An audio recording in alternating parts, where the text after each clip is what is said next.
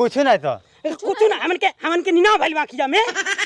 ते कौन सी कहले बड़े ते ना तो के नहीं मालूम हां का कहले रे करे हमर बिया काट लिया सब तन को अच्छा ये लड़का नहीं हो देता ये कुल करत हम के ढेला बाबा कहत रह न ढेला बिया कट वो तो हमने बतौले है कि सर ते हमन के यहाँ आके 3-5 करत बाटे पेट बांधले हमरे मेहरारू हमें ना पूछा गांव में भाव अल्लाह हां चल बे ढेला कला चल चल चल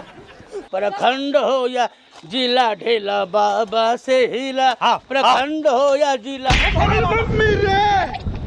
बाबा देखो ए ढेला तू ही कहिया कहले रहा ना कि गोबरी हमार पेट बना देले बाटे हम कब कह रहे हैं अरे बाप रे बाप मां कसम भाईवा साफ झूठ बोला था हमने उसका ले अरे हम कहलो हो ना तो तू सब दुनिया पे मर जा ढेला बाबा हां तू कहले रहला न कि बिया कटल बा अरे बाप रे बाबू है ऐसा हमको लगाओ ना बचाने वाला काम ना करी रखा